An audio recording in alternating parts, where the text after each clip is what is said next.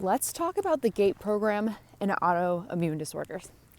I've been joining a lot of the GATE Facebook groups lately, and that seems to be a topic that comes up a lot in those groups and on my channel. So I wanted to dive into that today, but before we dive into it, I just want to say I am not a doctor, obviously. This is not medical advice.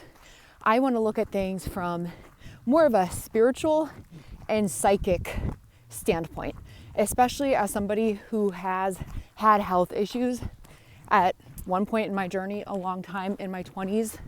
I actually went through a period of my life where I was struggling with a lot of mental health stuff, a lot of anxiety, depression, ADHD, and at the same time that I was suffering from those things, I was seeing the doctor a lot. I think there was one period where I saw the doctor like 5 times in a month, and I would have all these painful spots on my body, like phantom pains almost. Like my gallbladder hurt at one point, my liver hurt at one point, and I would keep going back to the doctor, and I kept getting the runaround because they couldn't quite put their finger on what it was. And then shortly after that, I ended up getting sober and discovering meditation and quitting my soul-sucking job and doing a lot of things that I want to discuss in this video today. And I was able to get my mysterious health stuff under control, and knock on wood, haven't been to a doctor in a really long time, because for me, I've noticed that since I've been taking care of my mental health, my physical health, my spiritual health, all the things, a lot of those things, those mysterious illnesses that were bothering me before do not bother me. And then the craziest thing about physical health and physical symptoms, since we're getting into that today, is that I remember another few times in my life where I was like pretty certain that I had some kind of cancer or something, or I thought I had some kind of like serious disease or disorder. And this was back in the WebMD days, so of course I'd be on the internet Googling all of my symptoms, like, oh my God, I have everything on this list. And the doctor, they want me to come in and do testing and stuff, and you gotta wait a couple days for testing, right? So I was always a worried mess, wondering like, oh my God, what are the test results gonna say? And this part was actually a couple years after I had discovered meditation and some of my psychic gifts and how to manage them. So I was already kind of well versed in law of attraction, and then the potential that we have as humans to heal our bodies through deep states of meditation and focus. So there was a couple times where I thought I was going to have something life-threatening or something, and I remember in between the time that I was getting tested, I made my mental health a priority. I made meditation a priority. I made prayer a priority. And I really put to practice what I had learned in a lot of my law of attraction books. And I really focused on the outcome that I wanted, which was I was healthy. My body doesn't feel pain. I feel good. I feel clean. I can't feel pain. And I understand that that can be hard to do in the midst of feeling physical pain. But I've also had instances where I just remember this one time I was standing in my kitchen and I had this wave of nausea that almost made me pass out. It was so bad, and it came out of nowhere. And this was also around the same time that I was experiencing what I felt was gang stalking and spiritual attacks. And I was getting involved with people who were like the gatekeepers of fame, and they were into chaos magic, and some of them were warlocks and stuff. And there was a lot of like dark energy in the people that I was hanging out with. So I still to this day think that might have been like a spiritual attack, because the same thing happened to my mom the next day, where she was rushed with some kind of energy and then fell. And then when she went to the hospital, she had a stroke, or a mini stroke. That's what they found out from her test that she did at the hospital. But I felt the same energy kind of rush me the day before. And the whole time that it was happening, it was like I felt that it was a spiritual attack. And I remember laying in bed and feeling the pain, but also using my mind and saying like, you are stronger than this pain. Like, I call upon the name of Jesus to heal me. I do not hurt. I'm feeling better, I feel fine. And even though I was like tossing and turning, like literally like arching my back in pain for like a good 30 minutes, by the end of that meditation session, that pain went away. So I truly believe in humans' potential to heal.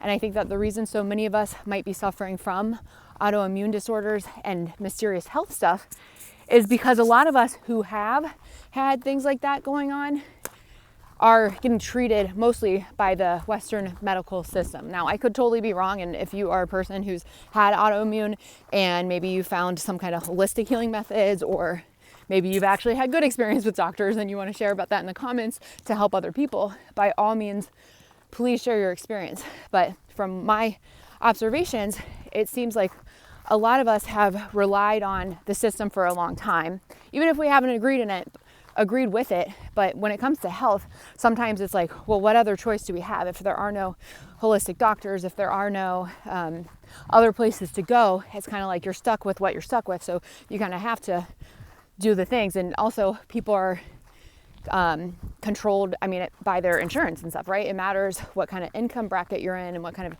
medical insurance you have in some cases. So a lot of us have just gone down the traditional treatment route with doctors, etc. So now that I've given you a little bit of history about my own experiences, I do want to shed some light on the background of the GATE program, because I think it's important to recognize why this might be happening to us in the first place. So if you've been watching this channel, you've probably heard me talk about Monarch programming and the GATE program, and how it wasn't just the gifted programs when this programming started for most of us. Most of us had this kind of programming done long before we ever entered the elementary school to be in the official GATE program. But I think I just stepped in an anthill. Okay, I think I'm okay. But, and again, I want to add a little disclaimer here before I get into this darker stuff, because I'm not saying that every single GATE kid is targeted, and I'm not saying that this is some kind of like secret government thing where we're all being tracked in a negative way. I think that there are some people like that, and I think that there are some institutions that have been tracking some people, potentially. And I also think that a lot of the targeting and the attacks that people feel have also been done by other people who are victims of mind control. Because if we look back at the origins of the gifted program studies, the earliest studies of the IQ tests and origins of the gifted program were late 1800s, early 1900s. And to be honest, it probably was a long time before that. That's just in America from what I can tell. And then, of course, you could talk about Tartaria and like the mud flood and how it's like wiped out other civilizations. So who knows what was happening before that. But all that to say, from what I know about, America, or, probably like Britain, Canada, and all the other places that GATE programs were, we've essentially started really paying attention to eugenics and DNA memory, genetics, all that stuff back in the 1800s. They believed IQ was a genetic thing and passed down through blood and DNA genetics. And then the interesting connection here is that Lewis Terman, the guy who created the IQ test, ran a study for gifted children. It was like one of the longest run gifted studies in the time, so I think early 1920s. And Michael Aquino is a man that was in our military, high up in our military. Some kids on my channel actually remember being interviewed by him, which is pretty wild, or working with him specifically.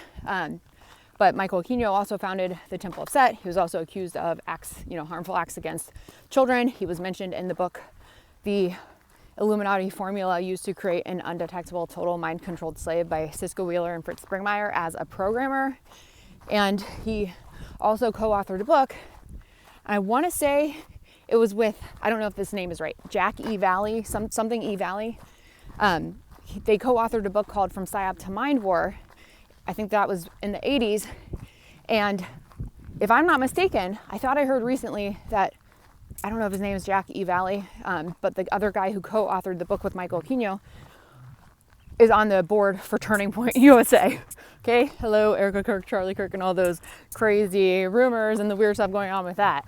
I don't know. Is there a connection? Somebody please feel free to correct me if I'm wrong, but I swear I heard that the other day. So again, always double check your information, okay? I'm doing walk and talks here, so I don't have time to always look up everything that I'm saying. And it's possible to misspeak sometimes, so because I'm drawing on memory here. So again, I that's just something I remember hearing. And anyways, why is that important though? Because if his mother, Michael Aquino's mother, was involved in one of these gifted programs, that would mean that he was probably also programmed, because that intelligence and genetics also would pass down through him. So if they were already studying her, they would probably be interested in studying him as well to see if, you know, the intelligence is passed on through the bloodline. So you can, you know, make an educated guess that maybe he might have been involved in some kind of early programming. Maybe he was, I think he was with the Church of Satan. So was he with the Church of Satan when he was a kid, and then he split off at some point and founded the Temple of Set, which is the Egyptian deity Set. I think he's like the god of chaos or something. I'm not really sure too much about Set. So yeah, I'm just making guesses there. But my point is that for a lot of us, the gifted conditioning started a long time before we ever stepped foot inside the classroom.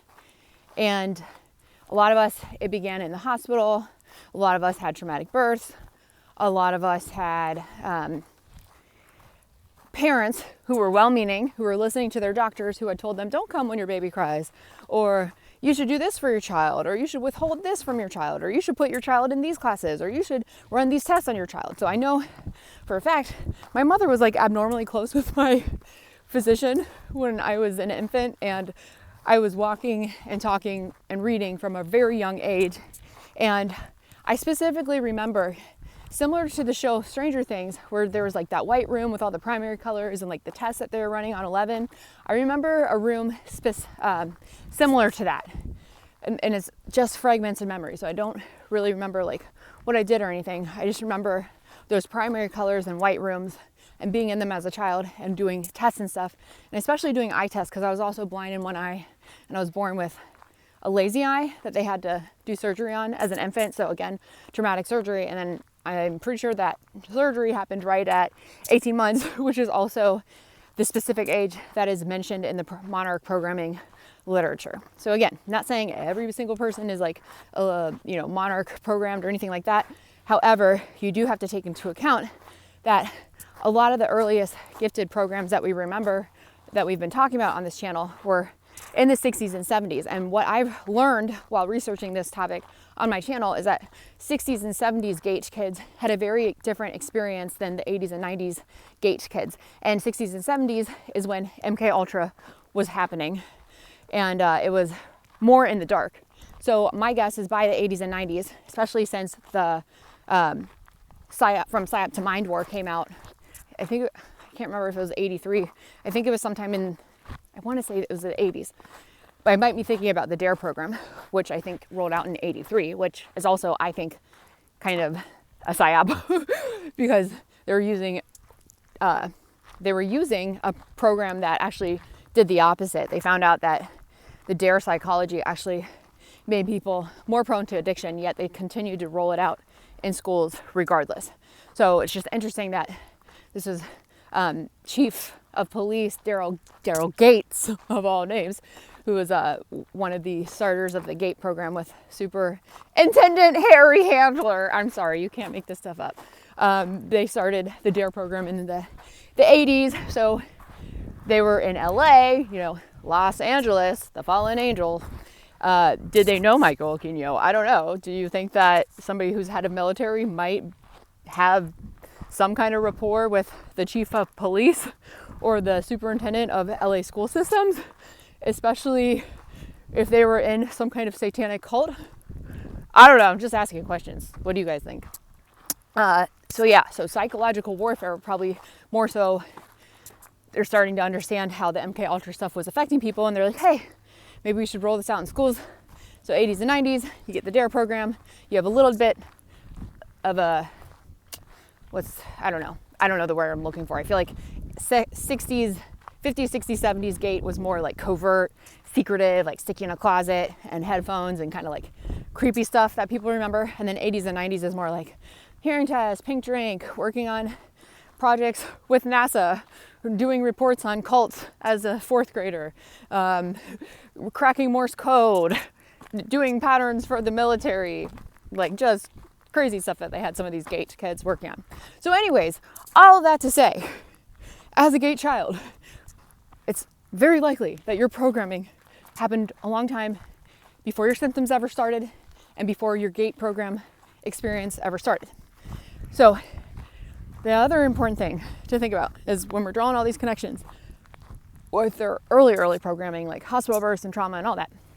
Well, the reason why, if we're looking back to the Monarch programming literature and why they were programming kids in the first place, this all has to do with spiritual beliefs and attempts to split the personality from a very young age and program it with altars, which ultimately protected a demonic altar, because they would essentially get these kids in altered states of consciousness.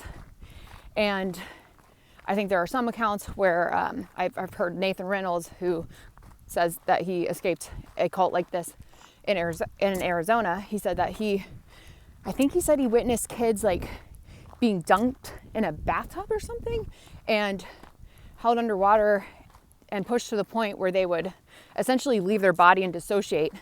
And then the people who were doing that in their rituals or whatever were trying to get the child to prophesize stuff. So trying to get the child, because the child is closest to God and is innocent and it still has connections to that angelic realm while their pineal gland is still active and open. So they're trying to use these kids essentially to tap into the future timeline to gain power and control over the events that are going to happen in the future. So they believe that the children could connect to the deities in the spirit world. So yeah, were there probably some people who may have experienced like legit trauma like that? I would bet my money on it. And are there some of us who were spared from that? Absolutely. What about our fragmented memories as a collective though? It's hard to say, like, how would you even know if you were part of that kind of programming or not? Because if you were, you likely were dissociating and your mind was protecting you from intense experiences like that. So even if we were involved in something like that at a young age, I don't know if the mind just blanks it out and you forget, or if you would remember something like that. I don't know. But so again, not saying that everybody who has fragmented memories has something like that has happened to them. I don't think that's the case at all. I'm just trying to paint a picture why certain organizations might have an interest in implementing this kind of mind control, which would cause children to dissociate, because they're trying to enhance the psychic gifts of possibly a generation of children. Because the other crazy thing I've noticed about gate kids is that a lot of us are, I think, Moonchildren. So I did actually not read the book by Aleister Crowley, The Moonchild, and I don't know if this is right, this is just intuitive that I'm guiding, or intuitive stuff that's coming through right now. But Moonchildren, does that mean in astrology your sun is conjunct your moon? So you're born on a new moon, which is a time to plant new seeds, new beginnings. And it sets up your life path in a totally different way than if your sun and moon are different in astrology. And I've noticed that a ton of gate kids have sun conjunct moon, which means that you're a double Aries moon, you're a double Libra moon, you're a double Aquarius moon, you're a double Capricorn moon and sun. So you've got the sun and the moon sign in the same sign, right? And that means your subconscious mind and your conscious mind are at, I guess, peace with each other, like they're in alignment. So some people might have their sun born in opposition to their moon, which can be a really difficult life for somebody, because it means their emotional life is completely opposite and is at tension with their conscious life, their sun. So usually people that are born with sun and moon in the same sign are a lot more clear-headed and they know what they want from life. So I think that these may have been the Moonchildren. And there's other astrological markers that I've seen in a lot of gate kids' charts. I've seen a lot of water house activations, 8th house, 12th house, 4th house activations, a lot of Scorpio energy for some. And it's all very fascinating. And as an astrology person who studied astrology for 20 plus years, who's read a lot of Gates kids' charts, I've definitely found something unique in every chart, but a lot of those overlapping themes and a lot of cusp babies too. So it's like these organizations, were they going so far to look at people's astrology charts and say, okay, this wave of kids born around these dates is probably going to maybe be testing positively for intelligence because they've got the foresight as, like the Pluto and Scorpio generation. I've heard somebody, can I say your name? I don't want to say your name and break your identity, so I won't say the name. But my friend on this channel talks about Pluto and Scorpio generation a lot, and how they may have been tracking that generation for their spiritual abilities. So this could all be connected somehow. So where does that come into, how does that relate to your autoimmune disorders? Okay, so this is the biggest thing that I've learned, because most of my life, up until my late 20s, I feel like I was a victim of programming. I feel like I was in the GATE program, the DARE program, all the things, in all these high accelerated classes, sent to pageants and leadership pageants and speaking opportunities, and captain of the school dance team or of junior varsity, and then on the dance team, the cheerleading team, like all the things that you would expect somebody to be funneled into entertainment to be in. And then out of nowhere, when I was like 19, I think I started to become, actually at 15, I started to become depressed because I got sick. I had mono. And if you've had mono, you have the Epstein-Barr virus, and that can activate at different times in your life, which happened again for me when I was in my late 20s during one of those periods where the doctors couldn't find out what was wrong. And then finally, after a series of tests, I think one of the conclusions that they came to was maybe it's your Epstein-Barr virus that you still have from when you had mono, and that's causing a flare. And then speaking of Epstein-Barr, I've also heard the medical medium talk about how a lot of things in the American diet can stimulate flare-ups with Epstein-Barr. And I think one of the protocols he talks about might be celery juice cleanse, drinking celery juice every single morning. I'm not sure if that is right, but that might be worth looking into if you have Epstein-Barr or autoimmune. Check out the medical medium. He seems to have a lot of really powerful testimonies on his page. So anyways, I'm getting sidetracked, but okay, so what I was trying to say is that I was living the life of somebody who had been programmed. So seems like I was set up on a path to be kind of groomed to be some kind of entertainer. So whether or not they had chosen that path for me based on characteristics that I was showing as an infant when they did young personality tests, or when I was funneled into the gifted program and I tested higher on the creative and performance arts and creative thinking thing. So they're like, okay, this is a creative kid. Let's give them opportunities to be creative. And I did a lot of plays and stuff when I was little. And then by the time I was in high school, actually, hold on, before I go there, I just want to say most gifted programs ended at 12. So even if they do have gifted math and gifted science, you're no longer doing the guided visualization exercises or the psychic testing phase of the gifted program. This is more okay, now let's get your science courses and your language arts courses. And I do think that on some level, language arts courses and, specifically language arts courses where you had summer reading and classroom curriculum, we learned about Greek mythology when I was in high school in my gifted language arts class. And that was I was so interested in the Greek mythology, right? And that's interesting because then I went on to study astrology, and there's a lot of crossover between the 12 Greek gods and then the archons of the matrix, actually, and Gnosticism, and then the 12 zodiac signs. So it's all connected. And then I remember reading as a freshman, A Brave New World, and I think To Kill a Mockingbird. To Kill a Mockingbird, I remember all we talked about was racism, and then you look at the world now and it's okay, there's big emphasis on racism, which you would think that there wouldn't be since we read this stuff as kids, and it seemed like they were trying to share these themes with us so we wouldn't end up being racist. But how come all these people ended up being racist and now racism is a huge thing? Well, because there's something called creative visualization. When you put an idea in somebody's mind and you have a lot of people focus on it and visualize it, then you create it in the external world. So by having kids read books like to Killing Mockingbird, did we accidentally create a society that is more racist and that has racial tension?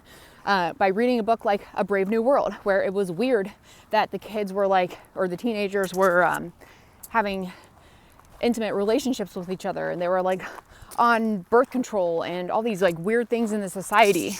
And then you had like a small group of kids in that book who were like trying to beat the system. And I remember relating with the people who were trying to like run away from this weird system that they were in. It's also kind of reminding me of the book, The Giver, where like there's the one person in society that's a keeper of like the memories, and he's essentially awakened with all the negative and positive memories, and they have to like awaken him in stages, like with like the smaller negative things to make sure that he can go on and be the keeper of all this wisdom. So basically he's holding like the entire Akashic records in his mind. And I think that that is kind of like a symbolism to what we as souls also have in our memory that may have been repressed or forgotten through a lot of these mind control tactics.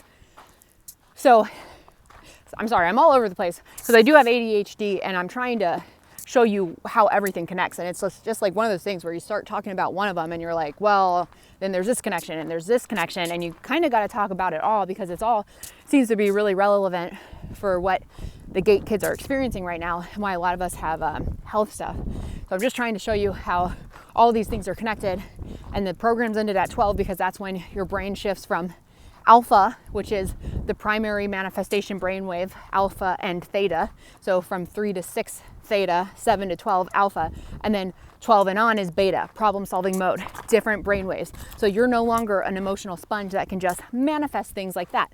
So that's why they had interest in gifted programs and doing things like cracking Morse code and reading and decoding alien symbols and sending kids to the science fair and trying to do free energy stuff for kids, like teaching them all this crazy stuff, sending them to like NASA space camp and all this stuff. All that happened before you were 12 because of the brainwave states you were in. You were more susceptible and your mind was more open to this kind of creative learning and tapping into alternative timelines, which again, for going back to secret government experiments, you can talk about Project Looking Glass and how Project Looking Glass was, if I'm not mistaken, using kids and psychics and this technology to look at the potential timelines. And then they only had 2 timelines that they saw, and I think one of them led to the destruction of humanity and one of them led to the awakening of humanity. And then we could get into the Mandela effects and why a lot of us remember Mandela effects, because the same time Project Looking Glass ended is the same time that they discovered the God particle and that CERN was created and started the CERN experiments, and that the Mandela effects really started happening. And then in 2014 there was a movie called The Mandela Effects, and I remember watching that and I remember thinking like, whoa, that was like my first big spiritual awakening, or at least starting to wake me up to what's going on in this dimension on this earth. And I really was interested in the ideas presented in that movie. And yeah, so is all this stuff connected? Maybe. So yeah, okay, so now again, what about autoimmune disorders though? So if you're kind of looking at a group of kids who has been conditioned for most of their lives, programmed, shaped by the school systems, indoctrinated by the school systems, used for other people's agenda, used to tap into these psychic experiences.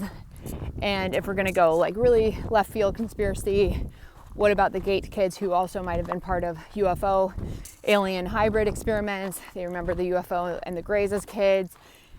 They remember being abducted and implanted. So all of that stuff can cause immense amounts of trauma. And here's the part about things that you don't remember. You may not consciously remember the trauma that happened to you, but your body does. There's a book called The Body Keeps the Score. So that is telling me, and what I've noticed in my own life, is that the body absolutely does keep the score. And your body, what I've learned about how energy works, especially psychic energy, so our spiritual body, is that if you have unprocessed trauma, it doesn't matter if you remember the initial event or not. because you can chase those memories for a really long time like I did and get nowhere and still not remember anything. But if you don't do anything to like release that trauma and you don't recognize what it looks like when your body's trying to release that trauma, then you can stay sick. So this is like what happened to me was, I think what I was trying to say earlier is my young adult life, I was like a programmed person. I was addicted to alcohol. I had mental health stuff going on, a lot of physical health stuff going on, going to the doctors. I didn't really know what was wrong. There's been a number of times where I've gone to the doctor and was expecting that I was going to have some crazy illness. And this was more so like later years after I had discovered about the law of attraction, where I was able to like manifest those illnesses away, or like, I don't know, transport to another reality. I don't know. But I ended up not having like cancer or whatever like I thought I did. And but before that, before I ever knew about law of attraction and energy and Kundalini awakenings and emotions and all that stuff, I just, like I said earlier, had been to the doctor a lot of times. And the other thing that was happening is that I had a lot of PTSD, so I was a people pleaser. In my intimate relationships, I would do like fawn and freeze a lot, where you want to say no, but your body is just frozen and you can't really say no. Or I would do fawning, where you compliment and appease your abuser or whoever's trying to have power over you. And I, thinking back to my own life and my own childhood trauma that I don't remember, I have very fragmented memories that might involve some kind of SA experience, but they're so fragmented. I just really couldn't tell you exactly what happened. I only know the feeling of it and how that feeling lasted throughout my adulthood and my early 20s. And every time I'd be drinking, I would like have these fragmented memories come out, and I'd be like, oh, like feel disgusted and shameful about it, about stuff that happened to me as a kid at like 3 years old. And I think a lot of those memories, I think it was really my spirit trying to awaken me to things that had happened in my past and just kind of say, okay, Alex, it's time to start working on it. It's time to look that pain in the eye and recognize why you are the way you are. Because even though I was living life to the fullest, like a lot of young people, I was drinking, I was smoking, I was partying, I was engaging in hookup culture, I was doing all the things that young people do when they're teenagers and they don't really know any better. That wind is picking up. But I was doing all those things, and I was doing them because I was chasing a high, trying to feel better. But ultimately, even after I reached the high, it would bring me down to a lower low. So when those fragmented memories were coming back, that was kind of the start of my awakening and the start of my Kundalini energy rising. Because Kundalini energy is the spiritual energy that sits at the base of your spine, at the root chakra. And I don't know if Masonry talks about this, like the 33 degrees. I don't know if this has anything to do with the 33 degrees or dimensions or anything, but Kundalini is this energy that wants to rise up through the crown chakra to awaken you and enlighten you. And then essentially it can come back down and help you root that spiritual energy back into your purpose on earth. So usually when it's starting, when that energy starts to rise, which for me, it started to activate around the time I was 27, maybe even a little before that. But the root chakra first comes up. So there's survival issues that you're dealing with. So a lot of health issues might come up at first when that Kundalini energy is rising. Another thing that happens is issues with your job. Questions about, what do I want to do for work? What am I worth financially? What is my purpose here? How am I going to make a living for myself? So after you work through those issues, that was my first issue that I worked on. It was, I knew that I wanted to be self-employed, and then I had health issues. So my first Kundalini activation was like, what I learned from it was I'm going to stop drinking, because alcohol absolutely was having an effect on my physical health and my liver. So I knew I had to stop drinking. And then I knew I wanted to be self-employed. So I started making crystal jewelry, working with crystals, which are excellent for anyone suffering from any kind of autoimmune or health disorders. Crystals are absolutely helpful for recalibrating your energetic field. So this is not going to help on a medical level. This is going to help on a spiritual level. So whether it is the placebo effect, you may not believe in actual crystals, and that, like this rock, for example, I can't pick this up, but like that rock has a vibration that is holding onto Earth from Earth's electromagnetic field, right? It's picking up the light codes from the sun being out here. So when you're speaking with crystals, crystals are higher vibrational energy. They actually use quartz in watches and electronics.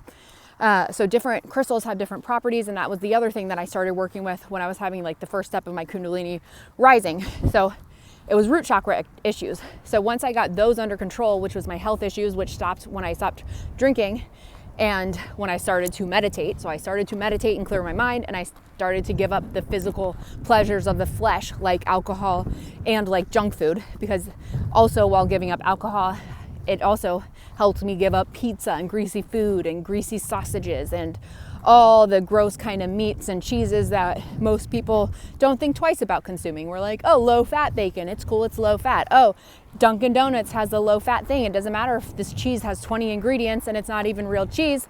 It's got food coloring and additives. Oh, I'm eating a healthy yogurt parfait, but it has 30 grams of sugar because it's filled with corn syrup to sweeten it and make it extra addictive. Drinking a fruit juice, yeah, but it's filled with red 40 and yellow 40 and whatever these dyes are.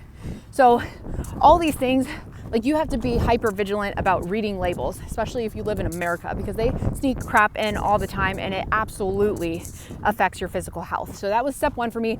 Step two was the sacral energy center. So that is going to be the life force energy center and your creative energy center and your sexuality. And for me, for a lot of people, when the Kundalini energy is activating, you get really sexually charged. So you start to get like, you want to act that out with people. So if that energy is not channeled in a creative way, you can become pretty loose or something like that. I don't know a better way to say it, like pretty open with your relations.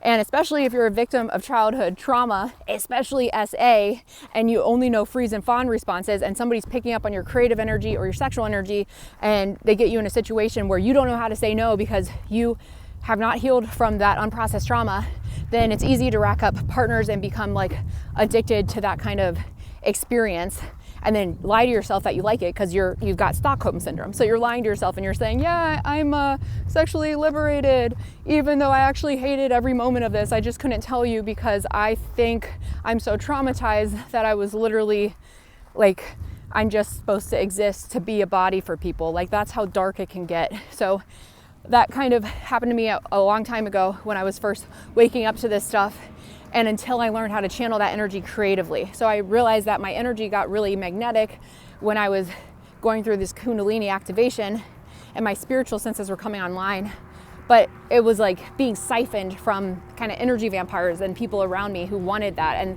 the other weird thing that happens is that I feel like I was like dating a lot of people, and like the men I dated seemed to benefit and like grow and thrive whenever they were feeding off of my sacral energy, and then I would be depleted. I would be broke after dating them. I would be uglier after dating them. It was like they were literally taking my life force energy away, and they were becoming better from it, and I was becoming worse from it. That's what it felt like anyway. So eventually I learned how to work through that because I was in AA at the time, and I was learning about 12-step programs on learning how to write inventory and process trauma and all that. So I was going through the process of releasing trauma and then starting to wake up to those patterns and say, oh, this is attachment style. This is attachment wounds. This is not just fight or flight, but this is freeze or fawn. This is what I'm doing to these people. This is why I can't say no. This is why I keep attracting these toxic partners in my life.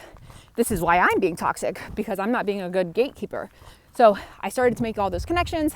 And then the third thing comes after that is the yellow. It's the solar plexus, your identity center, the I am. So right around that time, once I started to overcome a lot of the SCX addiction to like dating people and stuff, and started to learn how to channel that into creative energy. So making jewelry and doing art and DIY projects. Then it was like, okay, who am I? Who is Alex? So as that's happening, as the solar plexus is being activated, you might have a lot of like IBS type issues and stomach issues and diet issues, because that's the part of the body that rules the gut, and your emotions rule the gut. So I started paying attention to how my emotions were affecting my gut health and seeing a connection there. And that's when I really started like to focus in on my diet and cut out all processed food, and then I stopped eating meat and cheese. I lost a bunch of weight. I was healthier and cleaner, minus the fact that I was smoking cigarettes, and that was not very clean, but the diet part was at least clean. And I also started to get into the law of attraction and started to get into scripting exercises. So I would script before bed every night. I am loved. I am powerful. I am a self-made entrepreneur. I am liked by my peers. I don't know. I'm just trying to give examples off the top of my head, but I would script what I wanted to be, like future versions of myself that I was trying to align with. And then I started to learn the power of my words, the power of I am. And then after you move up from the solar plexus, the belly button, then you're at the heart chakra. So this was a point where it was no longer, I think this is when I may have met twin flame type relationship. And I started to pay more attention to the balance of give and take in relationships, because I feel like up until I met my twin flame, or like a longer term partner where I like truly fell in love, I think a lot of the relationships I was in as a young person were just like, we're using each other for validation, and we're just going through like some kind of like motions. I think it's some kind of like PSYOP, MK Ultra mind programming, where like a lot of young people just like think that they're supposed to do hookup culture because they see it on TV and they see it so normalized that it's just like nothing for this younger generation to like go onto Tinder and you know, bring somebody home for the night and then just like rack up the partners that way. I think that is like sadly normalized for a lot of people. And what was I gonna say? So by the time I met like my twin flame, it was the first time I was actually learning how to open my heart to love and not close it off to love and not have my guard down. So that relationship absolutely transformed me forever. And I also remember working with a lot of crystals around that time, and I was learning how to balance my heart chakra. And around that same time, I was also learning how to have healthier relationships with my mom. I love my mom so much. She's my best friend. But like any mother-daughter, I'm sure, we go through periods where you're trying to differentiate yourself from your parents. You're trying to like break off from your parents and like step into your own personal autonomy. And sometimes parents don't like that because their identity is connected to their children and they don't know who they are without their children. So that was kind of happening between my mom and I, where I was trying to go off on my own and be my own unique individual person outside of who my mom wanted to be. She didn't really like that. That was hard for her to deal with. So there were some learning curves there. But the twin flame relationship and then the intimate relationships in a twin flame union is so different than just like a casual hookup, because you're literally, I don't know, you're like merging souls. I don't know how to explain it. It was very intense though, and it like forever changed me. And I think I met him right as my Kundalini energy was activating and awakening. So after the Kundalini, then there's the throat chakra. So this is something I've had to overcome in the last couple of years, where I had been afraid to speak my truth. I knew that I wanted to like be online and like share this kind of story with people, but I felt like nobody cared what I had to say. I looked stupid on camera. My ideas are stupid. Nobody will care, etc. There's a lot of fears that I had when it came to speaking my truth. What will people think? Will people unfollow me? Will people delete me? And that's really only something I've mastered in the last like 3 years. Like just, I don't care what people think anymore. And I honestly think that the more authentic I can be, the more I can share truths, even if it's ugly or embarrassing, like the more it can help somebody else who doesn't know how to say that. And I think that there has been throat chakra attacks on a whole generation of people. So, yeah. So anyways, throat chakra activation just started to open because I just got in the habit of speaking my truth and then dealing with the consequences and just learning over time that, yeah, it might hurt if somebody unfollows me or they say something mean, but they're really just a reflection of my own consciousness and my own psyche. So I need to overcome that fear of public speaking. So eventually I did. And then the third eye situation happened shortly after that. There was a lot of spiritual attacks. I met like the Hollywood gang stalker people, as I've talked about in my videos. And the other thing that happens when you get sober, or at least when I got sober, is that my dreams started coming back online. I started learning how to remote view when I was playing with tarot cards. My tarot readings got so much better and more clear. And the other thing that helps with that is I remember getting Botox in my early 30s, right? Because America and social media is like, oh, you better start young, like, or you're gonna turn into an old hag. So start injecting your pineal gland with a neurotoxin, like one of the worst things you can do forever. And I feel like during that period, I was kind of like frozen and I was blocked from my intuition. So in the last couple years, since I moved out to Arizona, I stopped getting it. And I feel like my pineal gland was like slowly opening and detoxing from that. And my intuition got so much stronger once I stopped with the Botox too. And then lastly, but not least, is the crown chakra, the enlightenment, the being able to kind of reach into the collective consciousness and share ideas with people and be connected to your spirit guides and have that open communication 24/7 with them, which is where I feel like I am now. But that energy, you know, the Kundalini energy can activate, it can go up and go down. It can happen fast, it can happen slow. Blocked energy, you know, chakras can get blocked even after they're open for the first time. So sometimes you have to like keep doing the same work if you've got a chakra that keeps getting blocked. So an example might be like your sacral energy center. Like even though I had toxic relationships like in my early 20s when I was first having the Kundalini activation, there were still relationships that I had after that where I slipped back into old habits where I had to do like sacral chakra cleanses and salt baths and just like spiritual cord cuttings because I felt like I still had energy from past partners like lingering there. So this is an ongoing process, even though the Kundalini activation just kind of is like a one and done thing. Your chakras are activated all the time, and sometimes they get blocked. Sometimes they get blocked because of the people you're hanging out with. Sometimes they get blocked because you relapse and you go back to MJ, or you decide to get Botox again, and now your intuition is a little blocked. Or sometimes you're drinking more fluorinated water than usual, so your third eye's blocked. Sometimes you're having struggles with your career because your root chakra is having some issues. So this is why this is the important conversation to understand when it comes to autoimmune disorders and root chakras. The chakra system, this is all what's happening energetically. And if we ignore what's happening energetically, this is when it manifests as physical illness. So just going over the chakras real quick. Autoimmune disorders, blood disorders, usually have to do with the root chakra. So you don't feel safe in your skin. You feel like life is a scary thing. You don't feel protected. It could also be related to really early childhood trauma where somebody tried to like unalive you or something intense like that. If you have reproductive health issues or autoimmune stuff or some kind of health disorders or cancer of like the ovaries or cysts or endometriosis or any kind of like womanly thing, that could absolutely be that could be unprocessed trauma in the sacral energy center. So painful periods, even stuff like that. So it would be worth looking into your like a relationship inventory. Are there any relationships that you're in now that are draining you? So are you taking on the pain and the trauma of your partner? Or B, are you holding on to the energy of past partners? Have you done a cord cutting ritual? Have you taken the salt baths? Have you fully processed the trauma before jumping into another relationship? Have you taken time on your own to heal? Have you spent more than a year in solitude by yourself, which I think it can take at least a year to like really clean out your energy center? Do you have a creative outlet for your creative energy to go? Or are you working a soul-sucking job? That is absolutely all connected. I know from experience. Okay, so then we move up to the solar plexus, the stomach issues. If your autoimmune disorder or health issues have to do with IBS, or anything that has to do with the stomach, which could also affect your mental health. So mental illness, anxiety, depression, bipolar, borderline, blah, blah, blah, all the things.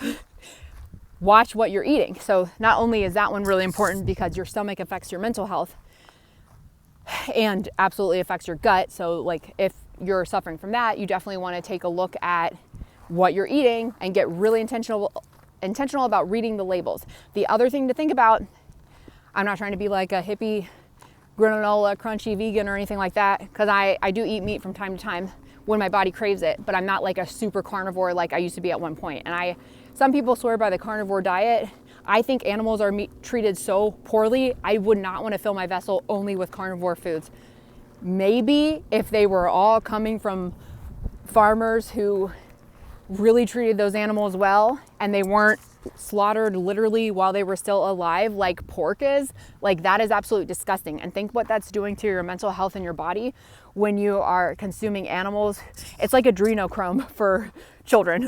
Adrenochrome, there's so many stress hormones in the body, and then the elite vampires, whatever, like want to drink the adrenochrome because of the benefits that they get from it. So what is that doing when we consume animals who have, I don't know if it's the same adrenochrome or what, but it can't be good.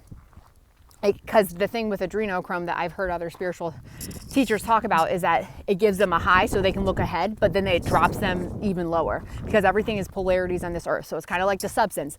She gets higher in her life as her young version of herself in the movie The Substance, and then she destroys herself in the other part of her life. Like, remember Demi Moore at the end of that movie is like literally a blob of like broken bones, and she's like on this strip accepting her Hollywood star or something, while the other version of her is like, I can't remember if she like won an award or what, but anyways, same thing with animals. So it's like, yeah, there might be some kind of benefits to consuming this stuff, but then I don't know, maybe you feel better than ever. So I don't know, I'm just saying something to think about, just something to be mindful about the sources of your meat if you're on a carnivore diet. And then of course, thinking of plants that are consuming light codes from the sun. So that's always a good thing. Natural foods that have water, vegetables, obviously they're grown in the earth, they're getting like the earth codes, and animals that are treated kindly, not processed cheese, not processed meat, and for the love of God, stay away from lunch meat and bacon and all those things that are known carcinogens. All of that can affect your mental health.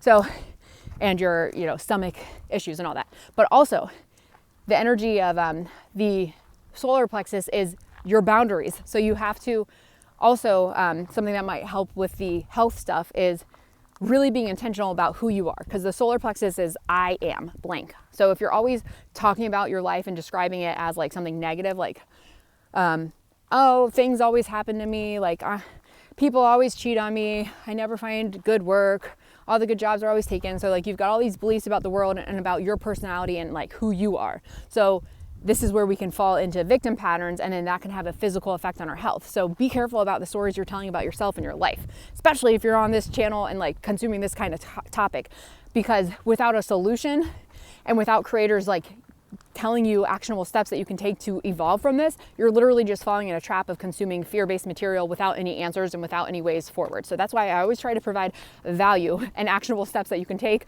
And sorry, I'm long-winded and it takes me a while to get there, but it's important to understand how all this stuff is happening. So I'm trying to educate everybody on why it is the way it is and what we can do to break free from these patterns. So the next would be heart chakra. Lung stuff, COPD, emphysema, any kind of lung disorder. So the obvious one's going to be like, don't smoke, but also heart-centered relationships. Are you opening your heart? Are you able to give without the expectations of something in return? Because that's a hard one for a lot of people. A lot of people don't want to give if they don't think that they're going to get something in return. And a lot of relationships are really conditional. So this is where you would really want to train yourself to ask yourself constantly when you're giving somebody something, like, am I giving because I want to, because it feels good to give, and that's who I am? I'm a giver and it feels good to give. Or am I giving to my partner because I want him to act a certain way, because I want her to act a certain way? Am I giving my husband a boys' day because I expect that he's going to let me use his credit card all day to go shopping? Like, I don't know. I'm just thinking of like trade-offs like that, where people can be very unconditional with each other, but that's bad heart chakra energy. You want to give without expectations of anything in return, or else it's literally going to hurt your heart and can manifest as physical illness. And cancers, breast cancer for women. Okay, here's another one. How many men have you tried to save? I'm talking to one girlfriend right now.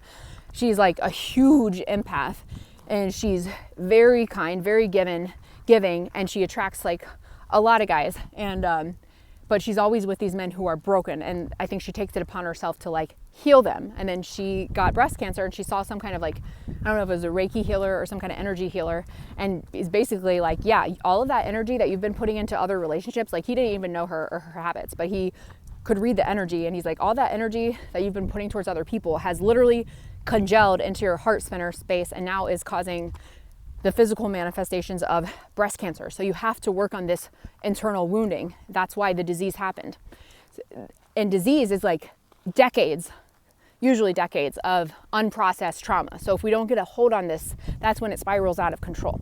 So after the heart chakra, you got the throat chakra. So this could be like throat cancer, laryngitis type stuff, throat stuff, sore throat. I don't know what other conditions affect the throat, thyroid even. So are you able to speak your truth? Do you feel like somebody took your voice? Do you have problems speaking your truth? Are you afraid that somebody is going to disown you for speaking your truth, or not love you for speaking your truth, or you're going to lose friends for speaking your truth? Well, definitely look into that. Look into those patterns. Look into why you feel that way, and put yourself in situations where you can start practicing speaking your truth, sharing your voice. And, you know, maybe the worst case scenario does happen, and then you live through it, and then you realize it's really not that bad. Like, that's what I had to do. I had to make a fool of myself on the internet so many times and make really stupid videos that are still probably on my Instagram page that you can still watch, and you can probably still watch me through my awkward phases in YouTube if you scroll down. Not that I'm inviting you to watch them. I'm just saying that my earlier videos, like my throat chakra, was still probably coming into itself, right? And yeah, so just practice speaking your truth. And another thing that really helped me speak my truth was joining a 12-step community, because every single day you show up to a meeting and you share your experience, strength, and hope. So you're in the practice of talking to people and helping them, right? Or you're helping yourself. You're helping other people by sharing your knowledge and wisdom, and you're helping yourself by sharing your truth, which is unblocking your throat chakra and putting your words, which are our vibration, which can heal and change the world, out there into the void. So the last one is going to be headaches, mental health, chronic anxiety, chronic depression, bipolar, autism, just like a lot of mental activity. So this is going to be third eye. So the obvious answer here is like, are you drinking fluorinated water? Do you have clean water sources? That is one thing. But the other thing is, how can you get a hold of your thoughts? And one of the best things for me as a chronic overthinker who often had headaches and often struggled with like anxiety and depression. So anxiety is caused by thinking about the future and worrying about it, and depression is caused from thinking about the past, which you have no control over changing. So how do you stop an overactive mind? How do you heal mental disorders and headaches and that kind of stuff? Meditation. You have to quiet the mind. So you need things to quiet the mind and ground yourself. So trips in nature like this, being around the breathing trees. I could go sit behind that tree over there and meditate, and that would be very good for my pineal gland and my third eye center. So I started a regular meditation practice, learned how to quiet my mind, learned how to observe my thoughts instead of become one with them. Meditation is a game changer. So if you've got any of those things that I mentioned, there's absolutely a connection between that and our mental health. And then last but not least is your crown chakra. Do you believe in a God? Do you believe in a higher power? Do you believe we go somewhere when we die? Are you having vivid dreams? Are your dreams blocked? Do you need to give up something like Mary Jane so you actually start remembering your dreams? Are you falling asleep? Are you dependent on Ambien to sleep? So if you are, your chances are you could absolutely have a block in the crown chakra, because all those medications, they may help you sleep, but they're blacking out your consciousness so you can sleep. So you're really not sleeping. So you have to have some kind of like spiritual connection. So for me, I started to open that door by attending a 12-step program. I don't go to 12-step programs anymore, but I did at the time. They were saved my life at one point, and introduced me to friends and all the things. But it's important to have some kind of sense of spirituality. So this is maybe where prayer could come in. So meditation is when we listen. Prayer is when we ask. So I feel like if you're having weird experiences in the astral or anything like that, then one of the things that you could, first of all, one of the things that can be really helpful is amethyst, because that's connected to the crown chakra. It's like the first crystal I ever got. It protects against psychic attacks and addiction and can help you get sober. That was my first crystal that I got right as I quit drinking. So this stuff is real, guys. Crystals really worked for me. They might work for you. They might not. I don't know, but they worked for me. So anyways, amethyst could be really helpful when it comes to the crown chakra. And then expanding your sense of spirituality, like learning how to meditate and actually talk to your guides. Learning, maybe your thing is church and you go to church, and maybe you learn how to have, maybe you just have a church in nature. Like that's what you do. Church is you and nature and God.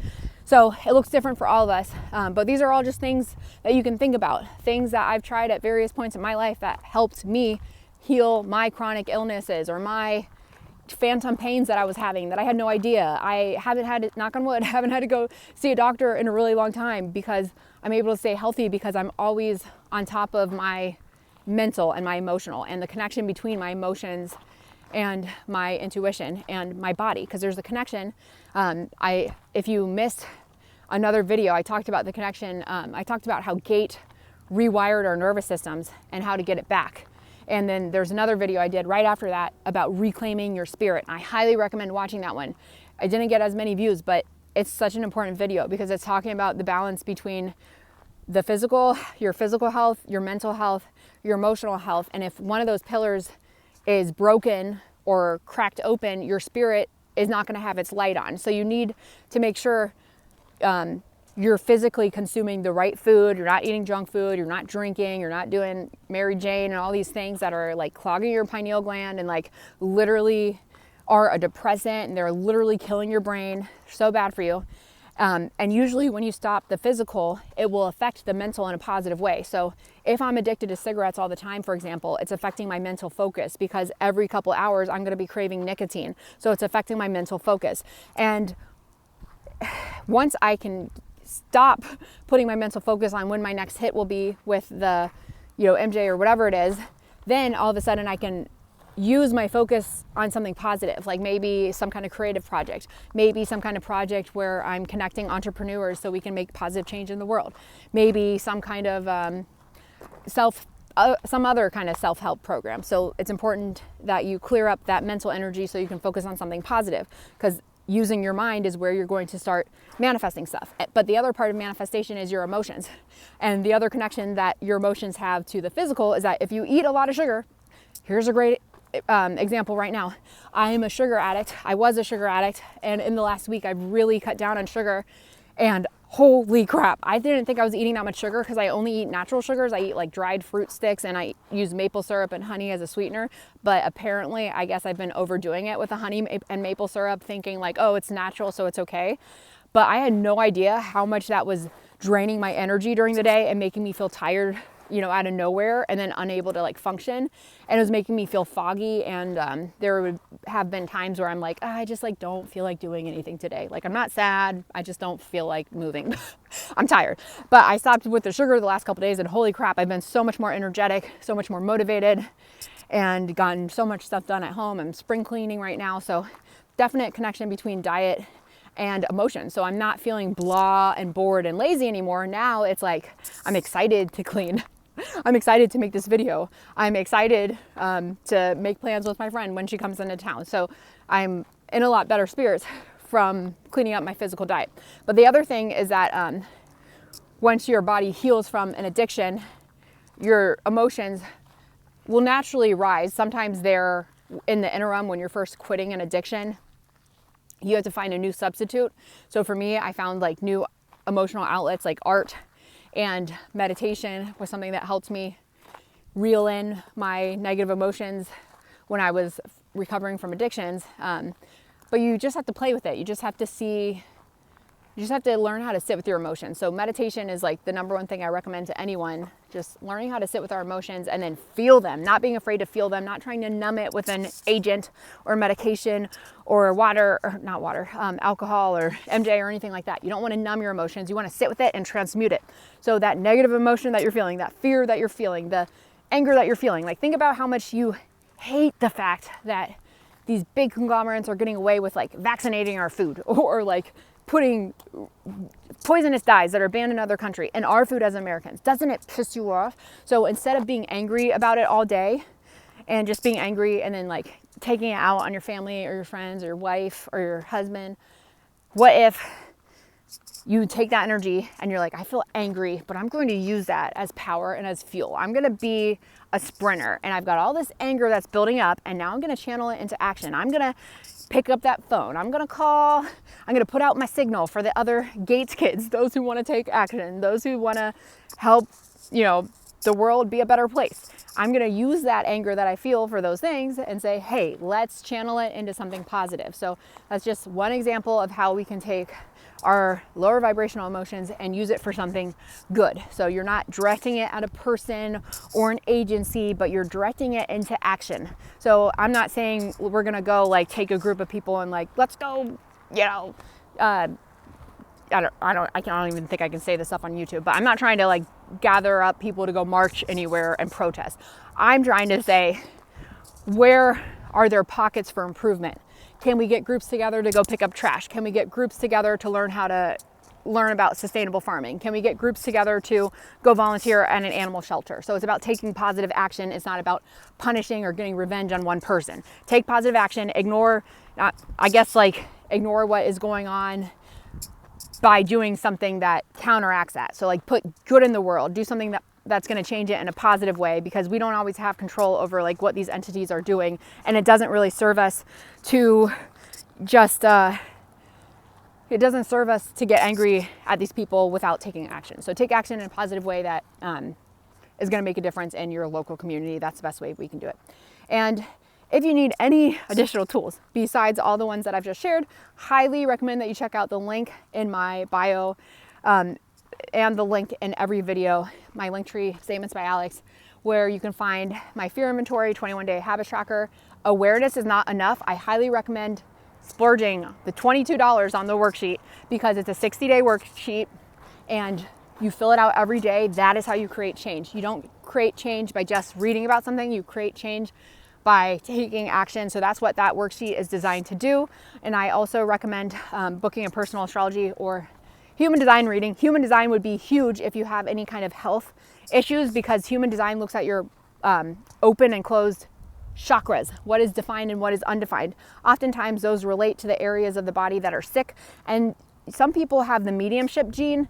My one friend has a gate, I forget what gate it's called, but off the top of my head, because there's like 64 gates, but there's a gate of the medium where you literally see spirits, and he has that gate. And I've only ever seen it like a couple times, which is really cool. But if you're a medium like that and you don't know you're a medium, you could be picking up on a lot of psychic debris and a lot of psychic energy that could absolutely be contributing to health problems. So human design can be a good way to look at any kind of health issues from a holistic standpoint, or from like a healing standpoint, a spiritual standpoint, because obviously this is not medical advice. And then same with astrology. You might end up having a lot of like a Virgo in your chart, or a lot of Scorpio in your chart, or a lot of Pisces in your chart, which would be like taking on emotional energy from the people around you, which could be contributing to your own physical illness. So it's so helpful to learn the personal patterns that you have in your astrology chart and in your human design chart. And they're both a good place to start. I recommend doing all of it at some point if you can, but it's a great place to start and help you understand energetically why you might have some of these illnesses, and more importantly, help you find relief outside of Western medicine. I'm not saying abandon your doctor. I'm just saying understand what's going on spiritually and emotionally and mentally, and have a well-rounded picture of why you might have these kind of health issues. Could it also be a karmic thing? It could be a karmic thing. It could be here to teach you some kind of soul lessons, and that's where astrology comes in. We can look at your chart and see, do you have some kind of activation coming up? Are you supposed to overcome this and heal others who are going through the same thing? I don't know. It can look different for different people. So I'm here to help guide you through all of that. So check out the links in my description if you are interested in that. Thanks for watching, and I'll see you guys in the next one.